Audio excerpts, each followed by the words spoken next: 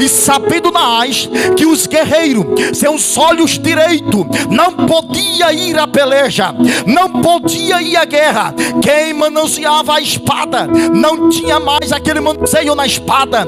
Quem tinha funda não conseguia mais atingir o seu alvo, porque faltava o seu olho direito. Esta é a proposta de Naás. Mas a Bíblia diz que o rei Saul, vindo do campo, versículo de número 6, ele ouviu esta conversa, que até Saul tinha que arrancar o seu olho direito. É aqui que começa, porque neste período aqui, Saul não tem experiência de guerra, Saul não tem experiência de rei, Saul não tem experiência de nada, mas ele foi ungido. Ele havia experimentado a graça de Deus, ele havia experimentado a presença de Deus, de tal maneira que no capítulo 9, capítulo 10, Saul profetiza. Saul recebe o Espírito de Deus, houve um provérbio em Israel, até o rei Saul está profetizando entre os profetas. Então até aqui Deus precisa confirmar que Saul é rei sobre Israel. Versículo de número 6. Então o Espírito de Deus se apoderou de Saul. Guarde isso aqui, porque é a única vez na Bíblia que você vai ouvir, que você vai ler essa expressão: o Espírito de Deus se apoderou de Saul.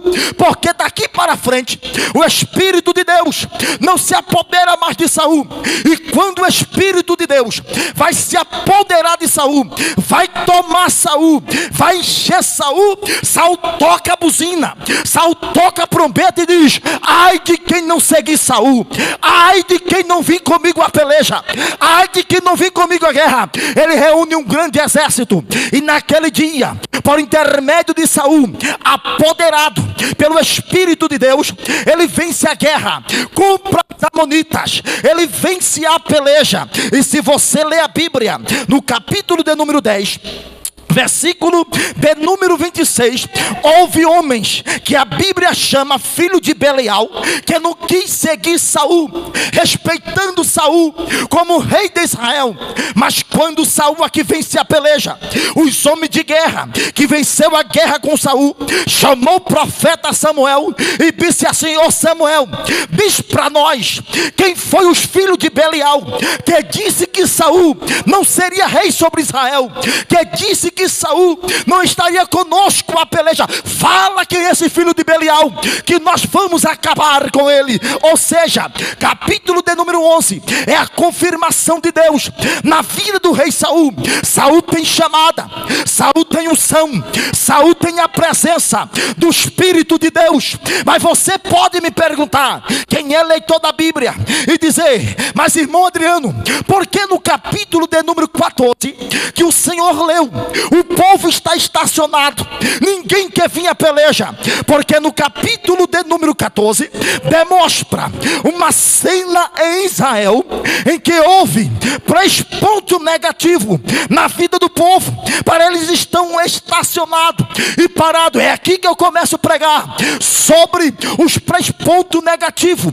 Qual foi o primeiro ponto negativo? Porque o povo não está indo à guerra, porque o povo não está indo à peleja. Primeiro, o povo não estava preparado para ir à guerra. Lembra no início que eu falei que o louvor dos varões falavam: vai à guerra, filhos, vai à guerra, filhos. Nenhum soldado pode ir à guerra sem preparação.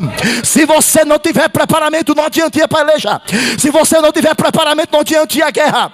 É melhor ser covarde, é melhor se esconder. Não tem preparação, não vai para a guerra. Mas se você tem preparação, se você tem ferramenta de guerra, se você tem vestimenta de guerra, então desce a peleja, que Deus é contigo. Primeiro ponto negativo, porque no capítulo 14 o povo está estacionado, o povo está parado. Primeiro, porque o povo estava despreparado à peleja. Prova isso, irmão Adriano.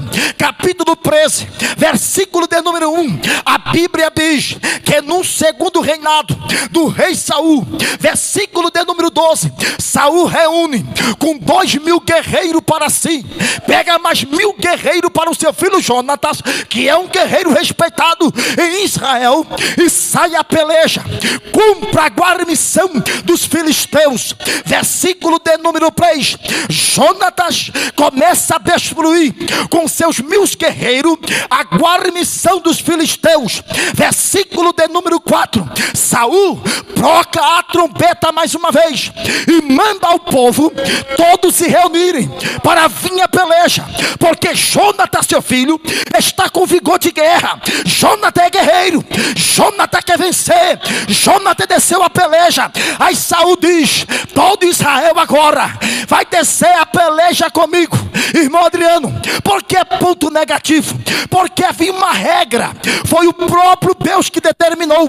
Quem lê Bíblia sabe, livro de Deuteronômio, capítulo de número 20, Deus deu a lei da guerra, e uma das leis da guerra que Deus deu foi: quando o povo se reunia a peleja, quando o povo se reunia a guerra, então o chefe do exército que vai à peleja tem que tocar a trombeta e dizer para o povo: os homens recém-casados, volte para casa, aproveite a sua lua de mel para que não morra na peleja, e outro venha aproveitar. O jovem que construiu a sua casa e ainda não possuí-la, volte, possui a casa, desfrute dela para que não morra na peleja, e outro venha e possui a sua casa. Houve outra regra, Deus dizendo: quando reunia a peleja, toca a trombeta e também diz: quem é medroso e quem é tímido e quem é covarde, não vai para a guerra,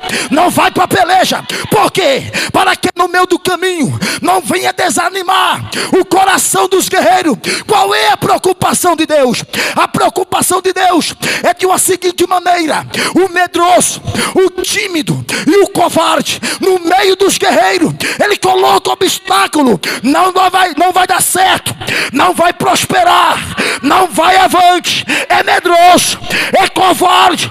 Alguém tem o propósito no coração de fazer alguma coisa na obra de Deus e pede conselho.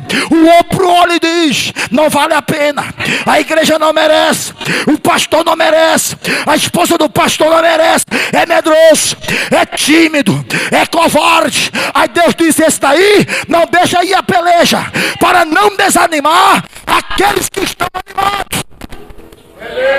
Por que ponto negativo, irmão Adriano? Porque Saul, quando tocou a trombeta, não disse para o povo: tem alguém medroso e covarde e tímido aqui? Pode voltar. Só vai comigo, com Jonatas, os guerreiros.